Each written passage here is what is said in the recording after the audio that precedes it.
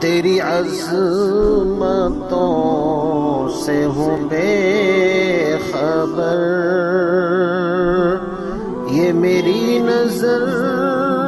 کا قصور ہے۔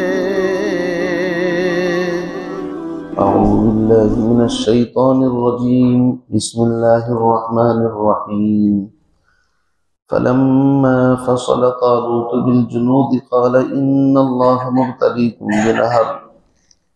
فمن شرب منه فليس مني ومن لم يطعمه فإنه مني إلا من اغترف غرفة بيده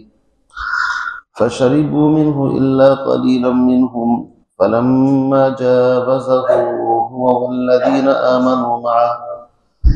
قالوا لا طاقة لنا اليوم بجالوت وجنوده قال الذين يظنون أنهم ملاقو الله كم من فئة قليلة غلبت فئة كثيرة بإذن الله والله مع الصابرين صدق الله العظيم۔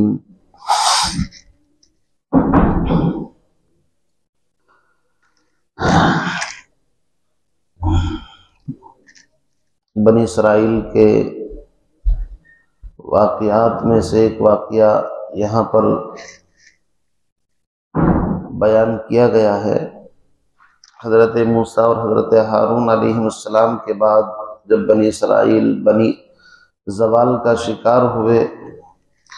اور اللہ رب العزت کی مختلف ناشکریاں اور نافرمانیوں کے اندر مبتلا ہوئے تو اللہ رب العزت نے ظالم بادشاہ ان کے اوپر مسلط کر دی،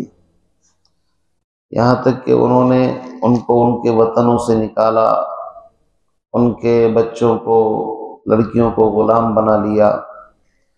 اور ان کی زمین جائیداد جہاں پر آباد تھے ان کو چھین لیا، اپنے قبضے میں کر لیا۔ بالآخر جب بالکل انتہائی ذلت اور رسوائی کے ساتھ کوئی پرسان حال نہ رہا تو قوم کے کچھ لوگوں نے یہ سوچ کر کے کہ اب بس زندگی گزارنے کا کوئی مزہ نہیں ہے، وقت کے پیغمبر حضرت شمویل علیہ السلام سے درخواست کی آپ ہمارے لیے کوئی بادشاہ متعین کر دیں تاکہ ہم اس کی سربراہی میں مل کر کے اپنی زمینیں واپس لیں اور دشمن کا مقابلہ کریں۔ حضرت شمویل علیہ السلام قوم کے مزاج سے واقف تھے کہ لوگ کہتے کچھ ہیں کرتے کچھ ہیں۔ انہوں نے ان سے کہا کہ سوچ لو سمجھ لو کہیں ایسا نہ ہو کہ تم پر اللہ کی طرف سے حاکم بادشاہ مقرر کر دیا جائے، پھر تم صحیح طریقے سے اس کی اطاعت اور پیروی نہ کرو تو یہ ڈبل غلطی ہوگی۔ تو وہ لوگ کہنے لگے کہ ہمیں ہمارے گھروں سے نکال دیا گیا، ہم پر ظلم ہوا، تو کوئی وجہ نہیں ہے کہ ہم بادشاہ کی اطاعت نہ کریں۔ بالآخر حضرت شمویل کی دعا سے اللہ نے ایک بادشاہ مقرر کیا جس کا نام طالوت تھا۔ یہ قوم کے اندر بڑا خوبصورت، حسین، جمیل اور انتہائی قداور شخص، اور اسی کے ساتھ ساتھ جو حکومت اور سلطنت کے لیے جن علوم کی ضرورت ہے اللہ نے وہ بھی اس کو عطا فرمائے تھے۔ اب جیسے ہی بادشاہ مقرر ہوا اور طالوت کو بادشاہ بنایا تو یہ لوگ حضرت طالوت جو تھے ان کے بارے میں کہنے لگے کہ انا یکون لہ الملک علینا، اس کو ہم پر بادشاہت کا حق کیسے حاصل ہو سکتا ہے، وَنَحْنُ أَحَقُّ بِالْمُلْكِ مِنْهُ وَلَمْ يُؤْتَ سَعَةً مِنَ الْمَالِ۔ دو عیب سب سے پہلے ان کے اندر نکالے، ایک تو یہ کہ خاندانی اعتبار سے یہ بادشاہت کے لائق نہیں ہے، بنی اسرائیل میں ایک خاندان میں بادشاہت اور ایک میں نبوت چلتی تھی، ان دونوں خاندانوں سے اس کا تعلق نہیں ہے۔ دوسری چیز یہ ہے کہ اس کے پاس کوئی مال دولت ایسی کوئی خاص پراپرٹی نہیں ہے، غریب اور بہت ہی لاچار آدمی ہے، اور ان کا ذہن یہ بنا ہوا تھا کہ بادشاہ جو ہونا چاہیے وہ ایسا ہو کہ جو بہت رئیس مالدار آدمی ہو، جیسا کہ مشرکین نے بھی کہا تھا کہ لولا نزل هذا القرآن على رجل من القريتين عظیم، یہ قرآن کسی دو بڑی بستیوں کے لوگوں پر نازل ہونا چاہیے تھا، محمد رسول اللہ تو غریب آدمی ہے، ان پر کیوں قرآن نازل ہوا؟ تو اسی طرح بنی اسرائیل نے بھی ان کے اندر عیب نقص نکالا۔ اللہ رب العزت نے اس کے 3-4 جواب دیے۔ سب سے پہلا جواب تو یہ کہ یہ اللہ نے منتخب کیا ہے، ان کو سلیکٹ کیا ہے، اور اللہ رب العزت جانتے ہیں، تم نہیں جانتے۔ دوسری چیز یہ ہے وَزَادَهُ بَسْطَةً فِي الْعِلْمِ وَالْجِسْمِ، اللہ رب العزت نے ان کو صاحب علم بھی بنایا ہے، اور اسی کے ساتھ ساتھ جسمانی اعتبار سے بھی طاقتور بنایا ہے، اور بادشاہت کے لیے علم بھی چاہیے، اور اس کا رعب دبدبہ لوگوں کے اوپر پڑے تو جسمانی اعتبار سے بھی قوی ہونا چاہیے، یہ دونوں صلاحیتیں بھی ان کے اندر ہیں۔ اور سب سے بڑی بات یہ ہے وَاللَّهُ يُؤْتِي مُلْكَهُ مَن يَشَاءُ، اللہ جس کو چاہے ملک سلطنت عطا کر دیں، اور جس سے چاہے چھین لے، تمہیں اس میں کوئی حق نہیں ہے، تمہیں بات ہی نہیں کرنی چاہیے اس سلسلے میں۔ اس کے بعد ذہنی اعتبار سے یہ لوگ کچھ آمادہ ہوئے، چلو مان لیتے ہیں، تو پھر حضرت شمیل نے کہا دیکھو اللہ کی طرف سے بھی ان کے بادشاہ بننے کی ایک نشانی ہے، اور وہ یہ ہے کہ تمہارا وہ صندوق کہ جس کے اندر تمہارے تبرکات ہیں، حضرت موسیٰ، حضرت ہارون، ان کی پگڑیاں ہیں، نالین ہیں، ان کا عصا ہے، تورات کے کچھ اس کے اندر الواح اور تختیاں ہیں، جس کو دشمن چھین کر کے لے گیا تھا، اللہ نے ان کو بادشاہ بنایا ہے، وہ صندوق اور وہ سکینہ تمہارے پاس آ جائے گا۔ چنانچہ اس کا واقعہ میں کل بیان کر چکا ہوں کہ کس طریقے سے بیل گاڑیوں پر رکھ کر کے اللہ نے فرشتوں کے ذریعے سے ہنکوا کر کے ان کے پاس اس کو پہنچا دیا۔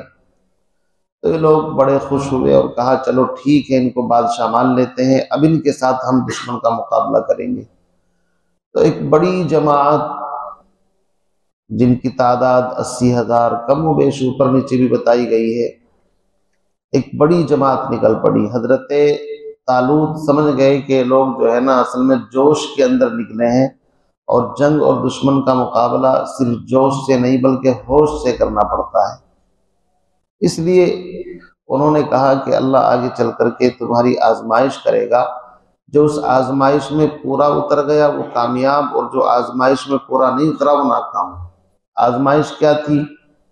سخت گرمی کا زمانہ ہے، پیاس لگی ہوئی ہے، راستے میں ایک نہر یا کوئی ایک طریقے سے یوں کہہ لیجئے کہ جیسے کہ دریا ٹائپ ہوتا ہے، اس طرح نہر اردن تھی یا کون سی تھی اللہ بہتر جانے، راستے کے اندر ایک نہر پڑی کہ جو شخص اس سے پار ہوتے وقت پانی پی لے گا اس کا ہم سے کوئی تعلق نہیں، اور جو بالکل اسی طرح نکل جائے گا ظاہر بات ہے وہ امتحان میں پاس ہو گیا تو وہ ہمارے ساتھ ہے، اللہ کی مدد اس کے ساتھ آئے گی۔ البتہ اس میں اتنی سی ڈھیل دی گئی کہ اگر ایک آدھ چلو چلتے چلتے کسی نے چکھ لیا تو اس میں کوئی حرج نہیں ہے۔ ایک ہے پینا باقاعدہ آرام سے اطمینان سے، ایک ہے ویسے اٹھا کر کے 2-4 قطرے زمین پر رکھ کر کے جس کو چکھنا کہتے ہیں۔ اتنی اجازت دی گئی کہ اس میں کوئی حرج نہیں اگر کسی نے ایسا کر لیا۔ اب جیسے ہی یہ لوگ اس نہر کو پار کر رہے تھے تو ایک بڑی جماعت پیاس سے بے چین تھی اور قابو نہ رکھ سکی، اور خوب پیٹ بھر کر کے پانی پیا۔ جیسے ہی پانی پیا اللہ کے حکم کی نافرمانی ہوئی، تو جن جن لوگوں نے پانی پیا اللہ نے فوراً ان کی پکڑی فرمائی کہ ان کے قدم بوجھل ہو گئے، چلنے کی ان کے اندر سکت نہ رہی، اور وہیں پر پڑے رہ گئے، یعنی کہ ایک طریقے سے چھٹ گئے اس قافلے سے۔ اور جب ان کی تعداد دیکھی کہ جنہوں نے پانی نہیں پیا تھا یہ صرف چکھا تھا، تو ان کی تعداد ایک معمولی سی تعداد تھی۔ کتنی تعداد؟ بعض مفسرین فرماتے ہیں کہ جتنی تعداد بدر کے صحابہ کی تھی 313، یعنی 310 سے زائد تھے وہ، 313، 12 یا 10 جتنی بھی ان کی تعداد تھی، اتنے لوگ باقی رہ گئے۔ اب جب یہ دشمن کے سامنے پہنچے جالوت کے، تو اس کی پوزیشن یہ تھے، اس کے پاس ایک ٹھاٹے مارتا ہوا سمندر کی طرح ایک بڑی فوج تھی، خود بھی لوہے کے کپڑے اس نے پہن رکھے تھے، لوہے کی ٹوپی لگا رکھی تھی، اور وہ لمبا تگڑا آدمی تھا وہ بھی بہت۔ تو کچھ لوگ ایمان والے اس میں سے دیکھ کر کے، ایک روایت کے اعتبار سے ایمان والوں نے کہا کہ اتنی بڑی فوج، اس کا مقابلہ کیسے کریں گے؟ اور بعض روایت میں ہے کہ وہ لوگ جنہوں نے پانی پی لیا تھا، یہ ان کا قول ہے جو آگے چل کر کے آ رہا ہے کہ قال الذین قالوا لا طاقت لنا اليوم بجالوت وجنودہ، آج جالوت کے لشکر سے مقابلے کی طاقت کس میں ہے، یعنی بڑا لشکر دیکھ کر کے۔ تو جو ایمان والے تھے انہوں نے پھر کیا کہا وہ سب آپ کے سامنے آئے گا، دیکھیے۔ فلما فصل طالوت بالجنود، جب حضرت طالوت لشکر لے کر کے نکلے، الگ ہوئے، فصل مانے جدا ہونا، یعنی اپنے شہر سے، بستی سے لے کر کے نکلے، قال، تو سب سے پہلے ان کے سامنے ایک تقریر کی، ان کو نصیحت کی، اور نصیحت یہ کی ان اللہ مبتلیکم بنہر، اللہ تم کو آزمائے گا ایک نہر کے ذریعے سے۔ ابتلا کے معنی آتے ہیں آزمائش، تمہاری آزمائش ہوگی، امتحان ہوگا تمہارا، اور وہ یہ کہ تم ایک نہر سے جب گزرو گے، فمن شرب منہ، پس جس نے اس سے پانی پی لیا، فلیس منی، اس کا ہم سے کوئی تعلق نہیں۔ ایک ہے پانی چکھنا، ایک ہے پینا۔ پینے کا مطلب یہی ہوتا ہے کہ خوب اچھے انداز سے پینا۔ فرمایا ومن لم یطعمہ، اور جس نے اس سے نہیں چکھا، نہیں پیا، فإنہ منی، تو وہ ہم سے ہے، یعنی ہمارے ساتھ رہے گا۔ اتنی اجازت دی، الا من اغترف غرفۃ بیدی، مگر ہاں جو ایک آدھ چلو پانی لے لے، بیدی، اپنے ہاتھ سے۔ ایک ہوتا ہے لب بھر کر کے دونوں جیسے ہاتھ ملا کر کے، ایک ہوتا ہے ایک ہاتھ سے چلتے چلتے، اس کو چلو بولتے ہیں۔ تھوڑا بہت پانی اگر آ گیا اس میں کوئی حرج نہیں۔ الا قلیلا، فرماتے ہیں فشربوا منہ، بس اس لشکر میں سے، اس نہر سے پانی پیا، الا قلیلا منہم، بجز ان میں سے چند لوگوں کے، یعنی اکثر لوگ اس میں سے پانی پی کر کے امتحان میں فیل ہو گئے، اور بہت کم لوگ بچے جنہوں نے پانی نہیں پیا، ان کی تعداد وہی 313 یا 310، بہت کم تعداد۔ فلما جاوزہ ہوا، بس جب وہ پورا لشکر اور حضرت طالوت پار ہو گئے اس نہر سے، والذین آمنوا معہ، اور وہ لوگ جو ان کے ساتھ ایمان لائے تھے، قالوا، تو کہنے لگے، لا طاقت لنا اليوم بجالوت وجنودی، آج ہمارے اندر طاقت نہیں ہے جالوت اور اس کے لشکر کے مقابلے کی۔ یہ کس نے کہا؟ بعض کہتے ہیں کہ جنہوں نے پانی پی لیا تھا انہوں نے ہی کہا، ہمت توڑنے والی بات کہی، اور بعض کہتے ہیں کہ ان میں سے جو پار ہو گئے تھے کچھ چند لوگوں کی زبان پر یہ بات آئی۔ تو ظاہر بات ہے کہ عین میدان جنگ کے اندر دشمن سے مقابلہ ہو اور کوئی منوبل اور اس طرح جی ہلکا کرنے والی بات کہے تو یہ برداشت نہیں ہو سکتی۔ اب ایک جماعت کھڑی ہوئی، قال الذین یظنون انہم ملاقو اللہ، ان لوگوں نے کہا جن کا یقین تھا اللہ کی ذات پر کہ انہیں اللہ سے ملنا ہے، ملاقات کرنی ہے، جن کو یہ پتا تھا کہ میدان جنگ کے اندر اگر جان بھی چلی جائے تو کوئی بڑی بات نہیں، اللہ سے ملاقات ہوگی، وہ کہنے لگے کم من فئۃ قلیلۃ، بہت سی مرتبہ ایسا ہوتا ہے کہ ایک مٹھی بھر جماعت، کم من فئۃ قلیلۃ، ایک مٹھی بھر جماعت، غلبت فئۃ کثیرۃ باذن اللہ، غالب آ جاتی ہے ایک بہت بڑی جماعت کے اوپر اللہ کے حکم سے۔ انہوں نے اس میں اشارہ یہ تھا کہ اصل میں اندر مضبوطی ہونی چاہیے، ایمان پختہ ہونا چاہیے۔ جب اللہ کی ذات پر نظر ہوتی ہے تو قلت اور کثرت نہیں دیکھی جاتی۔ بدر کے اندر دیکھیے 313 کی تعداد، اور دشمن کی تعداد قریش کتنے تھے؟ ہزاروں، اور ان کے پاس بڑے بڑے سامان، لیکن اللہ نے مٹھی بھر جماعت سے ان کو شکست دے دی۔ اس طرح تاریخ بھری پڑی ہے۔ رومیوں کا ایک بڑا لشکر تھا اور حضرت خالد بن ولید کے پاس مٹھی بھر جماعت، کسی شخص نے ایسی ہی کوئی بات کہی تو حضرت خالد نے ایک تماچا لگایا، کیا بات کرتے ہو؟ جنگ اسباب سے اور فوجوں کی کثرت سے نہیں لڑی جاتی، یہ تو ایمان کی طاقت اور پاور سے لڑی جاتی ہے۔ بہرحال اس طرح کے واقعات اسلامی تاریخ میں بھرے پڑے ہیں۔ فرمایا واللہ مع الصابرین، اور اللہ رب العزت صبر کرنے والوں کے ساتھ ہے۔ جب تم نے پانی پر ہی صبر نہیں کیا تو تم سے تو اللہ کی مدد ہٹ گئی،